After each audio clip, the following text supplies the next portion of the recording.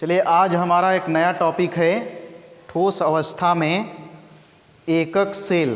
एकक सेल क्या होता है? देखिए, आपको बता दें कि जिस प्रकार से घर बनता है तो वहाँ पे सबसे छोटी इकाई हम लेते हैं उस ईंट को, या फिर आपने बायोलॉजी में पढ़ा होगा 10 में कि जो शरीर बनती है वो कोशिकाओं से बनती है, यानी सबसे छोटी जो इकाई होती है कोशिका होती है। ठीक है, उसी प्रकार जो क्रिस्टलीय पदार्थ होते हैं वह छोटे छोटे क्रिस्टल से मिलकर के बने होते हैं, जिसे हम बोलते हैं एकक सेल। यानी किसी भी क्रिस्टलीय पदार्थ की जो सबसे छोटी इकाई होती है उसे हम बोलते हैं एकक सेल। यह इस टाइप से होता है, जैसे घन का नाम सुने होंगे, तो इस टाइप से होता है, पर कोई ज़रूरी नहीं है कि ये पूरा घन ही हो, कोई इसकी कोर जो होती है छोटा या बड़ा हो सकता है। तो एकक सेल क्या होता है, यूनिट सेल क्या होता है कि कोई भी क्रिस्टलीय पदार्थ है उसकी जो सबसे छोटी इकाई होती है, यानी जिससे वह मिल करके बना होता है, उसे हम बोलते हैं एकक सेल। और एकक सेल का संरचना आप इस तरह से होता है, इसको आप जान लेंगे, देख लीजिएगा। ठीक है, अब इसमें हमें चलना है आगे। बस ये इसमें बताना है कि एकक सेल क्या होता है। तो एकक सेल वही होता है कि कोई भी क्रिस्टलीय पदार्थ है तो उसकी जो सबसे छोटी इकाई होती है उसी को हम बोलते हैं एकक सेल। ठीक है, चलिए अगला हमारा टॉपिक है घन एकक इकाई। घन एकक इकाई, जिसको हम बोलते हैं cubic unit cell. Cubic unit cell.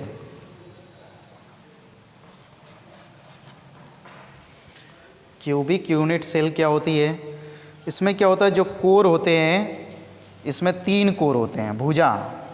अगर उसमें क्या होगा, A बराबर B बराबर C, यानी तीनों कोरों की लंबाई जो होगा वह सब बराबर होता है, तो उसे हम बोलते हैं घन। और इसमें जो कोण बनेगा अल्फ़ा, बीटा और गामा, सब क्या होगा, 90 डिग्री पे होगा। तो ऐसे घन को हम बोलेंगे घन एकक इकाई, जिसमें तीनों कोरों की लंबाई, ठीक है, तीनों कोरों की लंबाई, जैसे A हो गया, B हो गया, C हो गया। C यहाँ पे नहीं, C है। तो अब इसमें जैसे लंबाई हो गया, चौड़ाई हो गया, ऊंचाई हो गया, यह सब तीनों अगर भुजा बराबर है और इसके बीच में जो तीनों कोण बन रहा है अल्फ़ा, बीटा, गामा, वह सब भी क्या हो, बराबर हो, तो हम उसे क्या बोलेंगे, घन एकक इकाई। ठीक है, ये कई टाइप के होते हैं, जिसको हम आगे चलेंगे तो देखते हैं इसके प्रकार। यानी घन एकक इकाई के प्रकार, कितने प्रकार के ये होते हैं। तो ये स्ट्रक्चर आपको हमेशा बनाना आना चाहिए, और दिमाग में भी जैसे ही बात आए घन एकक इकाई की तो आपके दिमाग में ये इमेज बन जाना चाहिए, ये चित्र बन जाना चाहिए। अब ये कितने प्रकार के होते हैं इसको देख लेते हैं।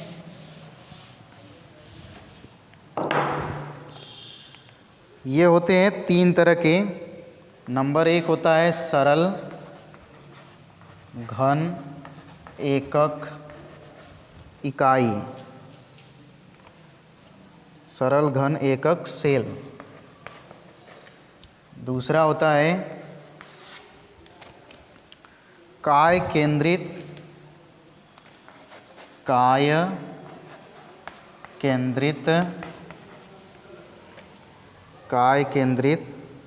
घन एकक सेल।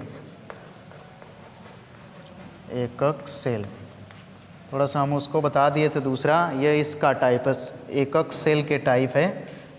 एकक सेल जो होते हैं 3 तरह के होते हैं। एक होता है फलक केंद्रित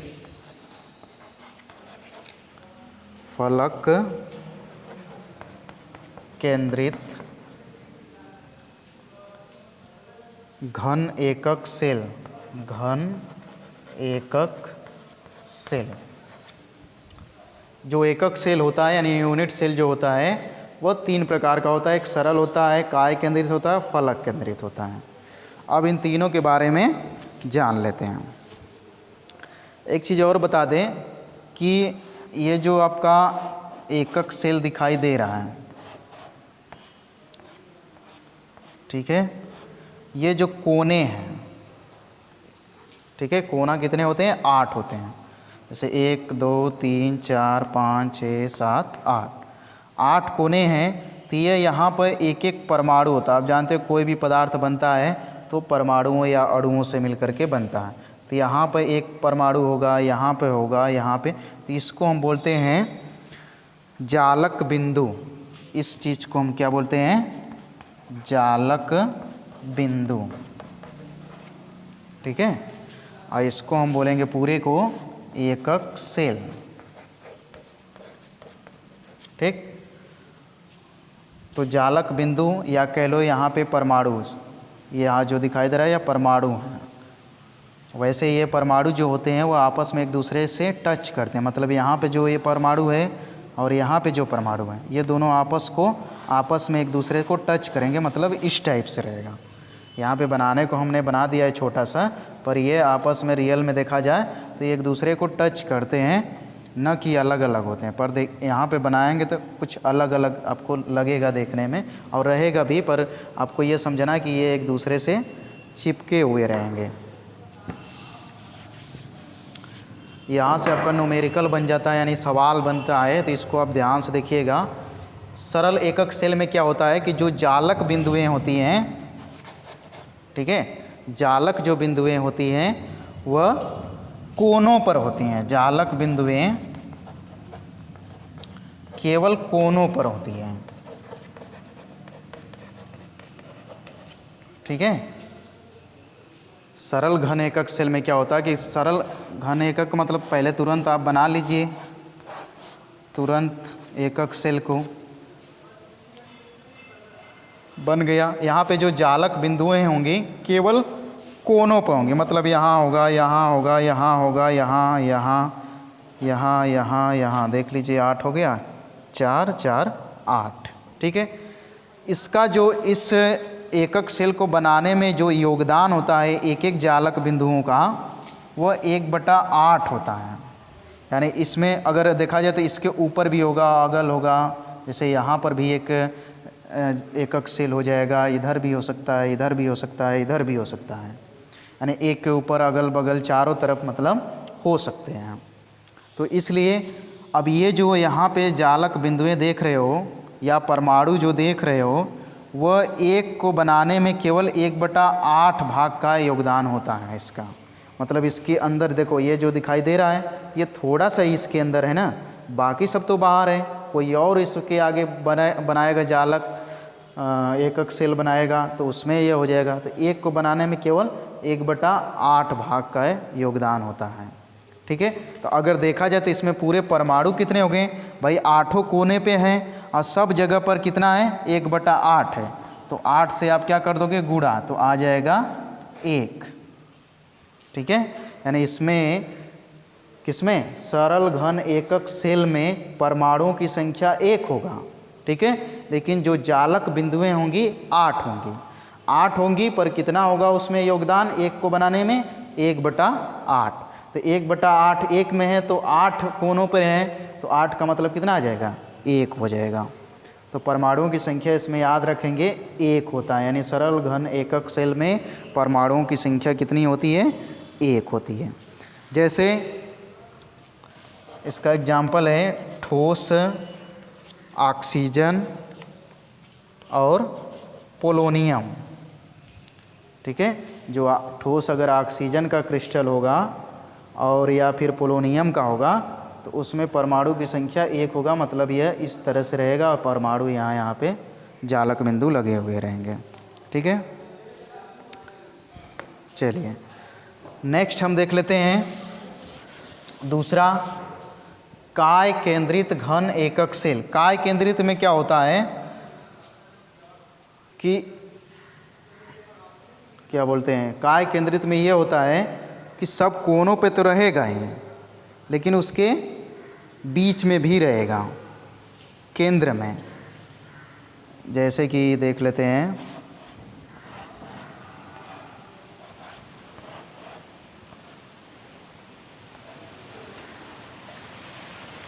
ठीक। अब देखिए 8 कोनों पे तो रहेगा ही, इसमें जो जालक बिंदु होती हैं कोनों पर तो होती हैं, साथ में इसके बीच में भी होती हैं, ठीक है, बॉडी के अंदर। अब बॉडी के अंदर का मतलब एकदम बीच में घुसा हुआ नहीं रहता है, ठीक है। वो कितना होता है, सॉरी, काय केंद्रित का मतलब होता है कि उसके बीच में घुसा रहेगा। जो काय केंद्रित घन एकक सेल है उसमें जालक बिंदुएं जो होती है 8 कोनों पर होती हैं, और वो एक काय केंद्र मतलब कि उसके बॉडी के अंदर, शरीर के अंदर भी होता है।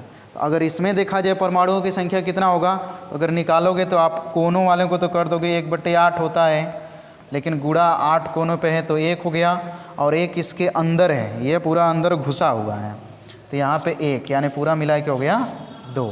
तो यदि आपसे पूछा जाए कि काय केंद्रित घन एकक सेल में परमाणुओं की संख्या कितनी होती है, तो बताओगे 2, ठीक। और बोला जाए जालक बिंदुएं कितना होता है, तो 8 कोनों पर और 1 इसके अंदर, ठीक। नेक्स्ट हम देख लेते हैं इसी पर, जालक सॉरी फलक केंद्रित, फलक का नाम लग रहा है कि उसके फलक पे, ठीक है। तो क्या होगा, इसमें कोनों पर तो रहेगा ही रहेगा, जो जालक बिंदुएं हैं वह तो कोनों पे रहेंगे ही, साथ में हर एक फलक पर भी रहेगा। फलक मतलब ऊपर, तो यहाँ पर भी 1 होगा, यहाँ पर भी होगा, यहाँ पर, यहाँ पर, यहाँ पर, यहाँ पर, यहाँ पर, यहाँ, ये तो हो गया। अब एक फलक पर भी हो जाएगा, कितने फलक होंगे, 6 फलक हो जाएंगे, 2 3 4, ये देखिए 5 एक अंदर की तरफ रहेगा 6, ठीक है। जैसे आप लूडो का पासा ले लीजिए, उसमें 6 फलक होते हैं ना, जैसे उसमें 1 2 3 4 लिखा रहता है, उसी तरह से जो परमाणु सॉरी जालक बिंदुएं होते हैं वह फलक पर 6 फलक पे होते हैं, 8 कोनों पे होते हैं। अब इसमें काउंटिंग करना होगा कि कुल कितने परमाणु हुए पूरा टोटल, तो भाई 1/8 है, 8 हैं, तो ये तो कोनों वाला 1 बन गया। फलक पे कितना होता है, फलक पे देखिए जैसे यह फलक है पूरा, तो यहाँ पे एक परमाणु होने का मतलब कि आधा इसके ऊपर भी बनाएंगे तो आधा दूसरे वाला का भी योगदान होगा, मतलब कि हर जगह आधा आधा है, यानी कि 1/2 गुणे पूरे कितने फलक हैं, 6, तो हो गया 3, यानी टोटल मिला के 4, ठीक। तो आपने जान लिया कि सरल घन एकक सेल में परमाणुओं की संख्या 1, काय केंद्रित घन एकक सेल में परमाणुओं की संख्या 2, और फलक केंद्रित घन एकक सेल में परमाणुओं की संख्या 4 आ रही है, ठीक है। तो ये चीज़ आपको याद रखना है, हमेशा इस पे न्यूमेरिकल पूछा जाएगा, प्रश्न में दिया रहता है कि सरल एकक घन है, इसमें परमाणुओं की संख्या कितना होता है, तो वहीं 8 कोनों पे कर देंगे 1/8 करके, तो कितना आएगा, काट पीट के 1 आ जाएगा। चलिए कुछ इस पे न्यूमेरिकल आते हैं जिसमें कुछ रिलेशन होता है, संबंध, सबके लिए अलग अलग पढ़ेंगे हम।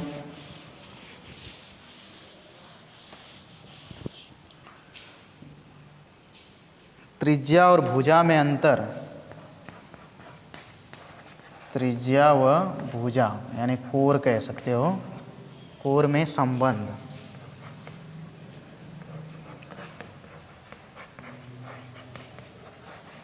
संबंध क्या होता है संबंध इसमें, देखिए त्रिज्या को हम r से दिखाते हैं, भुजा को a से, r में मतलब भुजा होता है a से, ठीक है। तो सबसे पहले हम बात कर लेते हैं सरल के लिए यानी सिंपल के लिए। सिंपल के लिए r और a में क्या संबंध होता है, मतलब कि त्रिज्या, परमाणु की जो त्रिज्या होती है और जो क्रिस्टल है मतलब कि एकक सेल है उसकी लंबाई में, जैसे कि मान लेते हैं कि ऐसे हमने बना दिया एकक सेल जो कि सिंपल टाइप का है, तो यहाँ पे परमाणु होते हैं, पता ही है, यहाँ पे परमाणु होते हैं, यहाँ परमाणु होते हैं, यहाँ परमाणु, यहाँ परमाणु, ठीक। तो अब यह जो क्रिस्टल जो बना है इसके कोर की लंबाई जैसे a, इसमें क्या संबंध है, और जो परमाणु यहाँ पे जालक बिंदु है इसके त्रिज्या पे क्या है रिलेशन यानी r, इन दोनों के बीच में जो संबंध होता है उसी के बारे में हमें जानना है, ठीक।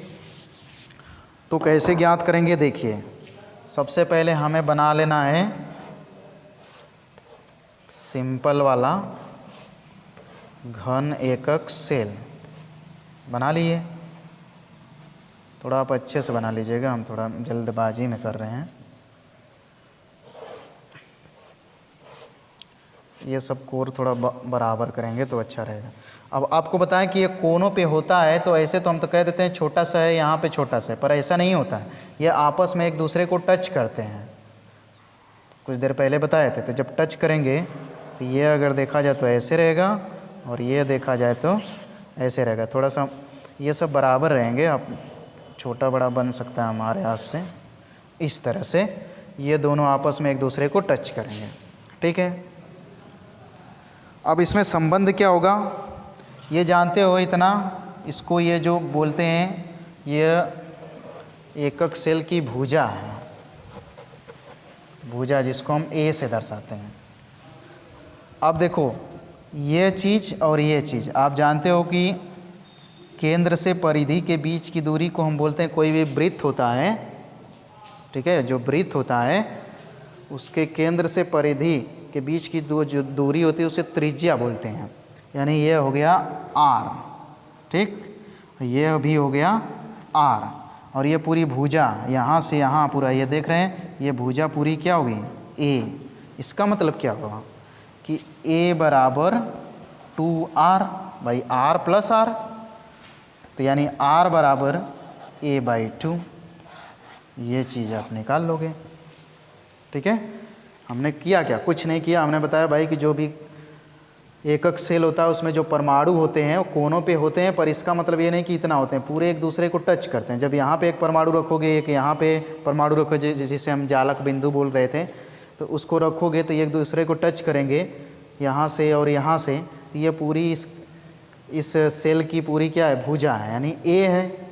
आप जानते हो कि यहाँ से यहाँ के बीच की दूरी वृत्त के केंद्र से और परिधि के बीच की दूरी जो होती है आर होती है, त्रिज्या। तब ये आर, ये भी आर, इसका मतलब 2r किसके बराबर हो गया, एक भुजा के। तो a बराबर 2r, यानी r बराबर क्या होगा a/2, यानी कि इस कोर की लंबाई का आधा, ठीक है। ये आपका हो गया सिंपल के लिए। सबके लिए अलग अलग होगा, तीनों पढ़े हैं ना, सिंपल, काय केंद्रित, फलक केंद्रित। तो ये हमारा सिंपल यानी सरल के लिए इतना है। अगर पूछा जाए कि सरल घन एकक सेल में भुजा यानी कोर की लंबाई और परमाणु की त्रिज्या में क्या संबंध है, तो बताओगे भाई r बराबर a/2, या न्यूमेरिकल दे देगा तो भी काम कर लोगे यहाँ पे, पर वैसे न्यूमेरिकल पूछा कम जाता है। चलिए इसको मिटा देते हैं, आगे दूसरे के लिए देख लेते हैं। हो सकता है क्लास लंबा चला जाए, पर इसको हमें ख़त्म करना है हर हाल में। चलिए फलक केंद्रित का देख लेते हैं। फलक केंद्रित पहले था, बॉडी काय केंद्रित को देख लेते हैं। काय के लिए दूसरे के लिए इसके लिए बनाएंगे तो क्या होगा, थोड़ा हमें इसमें मैथ कम आता है, पर जैसे थोड़ा समझाने का प्रयास करूँगा। ये आपका ये थोड़ा सा अगर छोटा बड़ा हो जाएगा तो बताने में गड़बड़ होगा। देखिए एक यहाँ पे होगा आपका परमाणु, अब थोड़ा यहाँ वाले को लेते हैं, फिर एक इस बीच में होगा, एक ये किनारे होगा, तो लगभग इस टाइप से बनेगा। सब बराबर रहेगा, हमारे बनाने में थोड़ा मिस्टेक हो सकता है, तो इसको आप ध्यान दीजिएगा। चलिए अब देखिए ये आर, ये पूरा आर, ये आधा आर, यानी r 2r r। अब इसको ऐसे कर दीजिए, ठीक है। ये कोर की लंबाई हो जाएगी a। अब इसमें संबंध कैसे निकालते हैं, देखिए ये 4r है, 4r, ठीक। इसमें एक बनता है ऐसे समकोण, तो उसमें कड़ का वर्ग करके लंब, कैसे जैसे कड़ होता है यह आधार होता है, यह लंब होता है, तो पाइथागोरस प्रमेय के अनुसार ऐसा होता है। तो ये 4r बराबर हो जाता है a² + a² + a²। कैसे होता है ये अपने मैथ के टीचर से पूछ लीजिएगा, हमें बस इतना पता। अब इसमें क्या हो जाएगा यह, अब जब इसको सॉल्व करेंगे तो 4r बराबर √3a² हो जाएगा ना। फिर क्या करेंगे, ये स्क्वायर को बाहर करेंगे तो 4r बराबर √3a, यह बाहर रहेगा a। अगर हम फिर r निकालना चाहेंगे तो √3/4a, ऐसे आपका आ जाएगा। चाहे इसको आगे कर दो चाहे पीछे कर दो, कोई मतलब नहीं है, ऐसे भी आप लिख सकते हैं a√3/4। तो ये हमारा हो गया r और a में संबंध, यानी पूरा लास्ट में आ जाएगा r बराबर a√3/4। ये हमारा हो गया काय केंद्रित के लिए, यानी दूसरे के लिए। सरल के लिए क्या था, r बराबर a/2, पर काय केंद्रित के लिए क्या आ गया, a√3/4। चलिए नेक्स्ट देखते हैं तीसरा वाला, फलक वाला। फलक को कैसे निकालेंगे,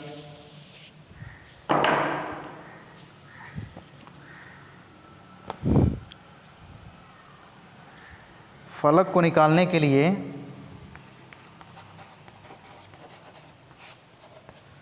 देखिए फिर से उसी तरह बनाएंगे, एकक सेल, ठीक। फेस पे एक रहेगा, एक कोनों पे रहता है। तो एक तो यहाँ पे हो जाएगा, एक तो आपका यहाँ पे हो जाएगा, और एक आपका यहाँ पे हो जाएगा। सब तीनों का तीनों बराबर रहेंगे, आप इस हिसाब से अरेंज करेंगे। अब देखिए ये पूरा ऐसे मिला दीजिए, तो यहाँ से r निकला, ये तो पूरा वृत्त आ गया, यानी 2r हो गया। यह तो आधा आ गया r, ये आपकी भुजा है, ये भी आपकी भुजा ही है। यहाँ पे समझने में आराम से पाइथागोरस प्रमेय को समझ सकते हैं, ठीक। अब इसको कैसे निकालेंगे, देखिए ये हो गया 4r, यानी ये हो गया, इसको आप 90 डिग्री ले लेते हैं तो ये हो गया कड़, ये हो गया लंब, ये हो गया आधार, यहाँ मान लेते हैं कोई कोण थीटा। तो क्या हो जाएगा, 4r बराबर a², तब इसके बाद क्या हो जाएगा, 4r बराबर √2a²। स्क्वायर को आप बाहर कर देंगे तो 4r बराबर a√2, r को अलग करेंगे तो a√2/4 हो जाएगा। तो ये आपका हो गया फलक केंद्रित के लिए कोर और क्या बोलते हैं, परमाणु की त्रिज्या में संबंध। चलिए तो आज इतना ही बस, तो आज के लिए बस इतना ही, इतना पे ही रोकते हैं। आप सभी का लास्ट तक बने रहने के लिए धन्यवाद। अगले क्लास में मिलेंगे तो और बाकी शेष चलेगा।